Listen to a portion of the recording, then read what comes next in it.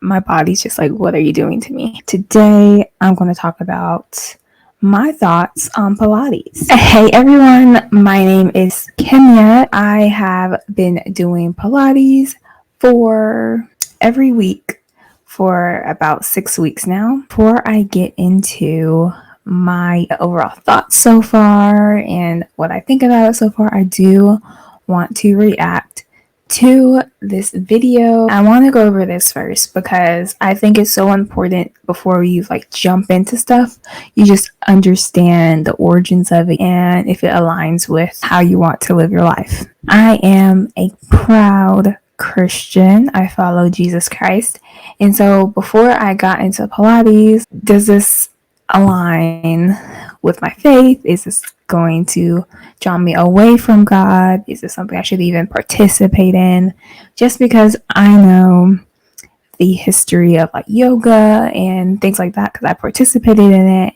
And if you want to see my thoughts on that, definitely check out this video. I definitely share my thoughts on yoga, chakras, spiritual guides, crystals, all that kind of stuff. I was like, well, I don't want to jump into Pilates if they're going to do things very similar to yoga. I went to a complimentary free 30-minute class with the owner of the studio. It was really cool because I got to see what the inside looks like. I got to see how class would be organized. Just from that, I was able to see okay, this is not anything like a yoga class. So I do want to go through this history of Pilates just to see if I missed anything. Let's go. A history of Pilates. Joseph Pilates was a fitness guru and inventor born in 1883 near the northern German city of Dusseldorf. His father was a prize-winning gymnast of Greek ancestry. His mother was a naturopath who believed in stimulating the body to heal itself without drugs or surgery. His mother's healing philosophy and father's physical achievements were to greatly influence Pilates' ideas on therapeutic exercise. Pilates was a sickly child, suffering from asthma, rickets, and rheumatic fever. To make matters worse, the bigger children at school taunted him by making fun of his name. He became determined to overcome his physical disadvantages and dedicated his life to improving his health and strength. He focused on breathing techniques to assist with his asthma, and by exercising outside in his shorts, was able to cure his rickets, which is caused by a vitamin D deficiency. By the age of 14, he was fit enough to pose for anatomical charts. He loved skiing and being outdoors. He studied bodybuilding, yoga, martial arts, and gymnastics. You can recognize the influence of these activities in the Pilates technique. For example, the long stretch and up stretch on the reformer are drawn from downward facing dog and plank in yoga. He uses punching and side kick movements similar to martial arts, and some exercises on the chair are similar to gymnastic ring work. The natural movements of animals also inspired him. Exercises such as the cat stretch on the Cadillac. There's a part where it mentioned there was the downward facing dog.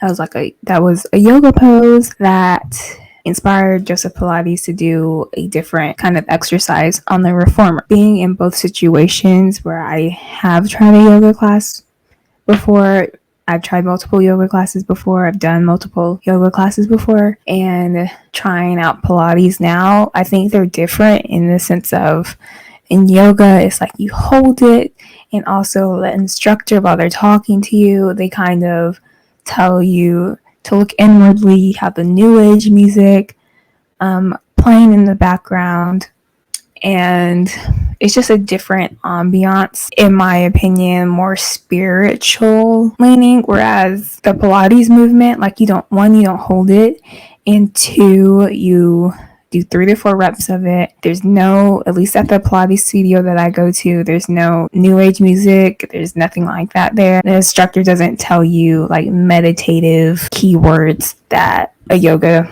instructor typically would. It's something I can pray on personally. If you guys have thoughts on it too, definitely let me know. For one, however, the British authorities interned him, along with other German citizens, in a British enemy citizens camp on the Isle of Man. The health conditions in these camps were poor, but Pilates insisted that everyone in his cell block participate in daily exercise routines, which he had devised to help maintain their physical and mental well-being. Some of the injured German soldiers were too weak to get out of bed. Not content to leave his comrades lying idle, Pilates took springs from the beds and attached them to the headboards and footboards of the iron bed frames, turning them into equipment that provided a type of resistance exercise for his bedridden patients.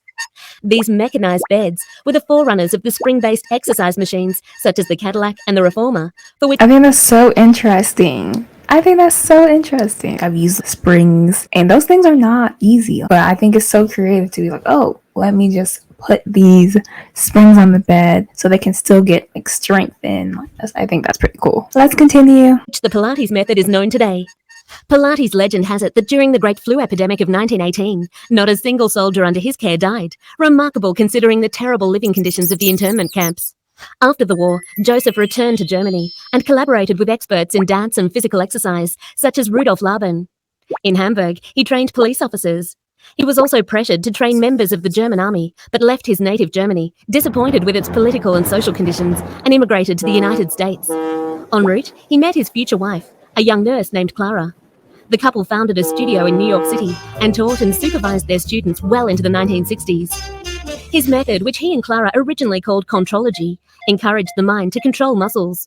It focused attention on core postural muscles that help keep the body balanced and provide support for the spine. In particular, Pilates exercises teach awareness of breath and of alignment of the spine, and strengthen the deep torso and abdominal muscles. Pilates came to believe that modern lifestyle, bad posture, and inefficient breathing lay at the roots of poor health. Joseph Pilates' New York gym put him in close proximity to a number of dance studios, which led to his discovery by prominent members of the dance community, including George Balanchine and Martha Graham. The Pilates repertoire itself has many references to classical ballet and also the Graham technique. For example, the ballet stretches on the Cadillac and ladder barrel, the round back and straight back in the stomach massage series on the Reformer. Many dancers, actors, and famous people in New York depended on Pilates for the strength and grace it developed, as well as for its rehabilitative effects. Joseph Pilates wrote 2 books, Your Health and Return to Life Through Contrology, and was also a prolific inventor. He passed away in 1967 at the age of 83 in New York.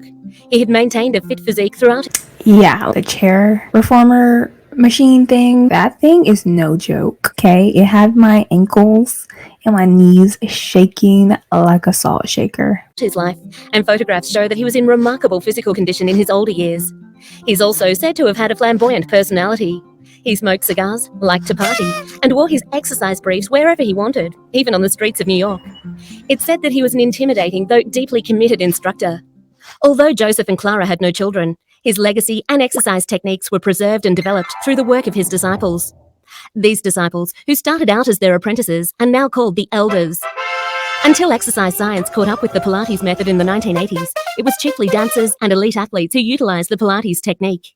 Now, Pilates has made it to the mainstream, with its health benefits and mental discipline widely recognized as being of great benefit to the health and well-being of all types of people, no matter their shape, size, gender, or age. Today, Joseph Pilates' teachings are carried on by the Pilates elders, their prodigy, and by a large group of contemporary teachers all over the world. Let's move on to my overall thoughts and my experience with Pilates. My studio, this is my experience, and these are things that I looked out for before I committed to going to my studio. There aren't any chants going on, there's no meditations, there's no new age music playing, there's no Buddhas sitting around in the corner somewhere. It's very just clean cut, no music. Do the exercise 3 to 4 times, move on to the next with some stretching. That's it. Very straight to the point. Nothing like, it's really just body, in my opinion. Whereas yoga can be mind, body, soul. That's kind of what their thing is. Whereas Pilates is like mind and body. Another thing is, after every class, I say it's hard. Like, every class is challenging. Every class, I feel my muscles are burning.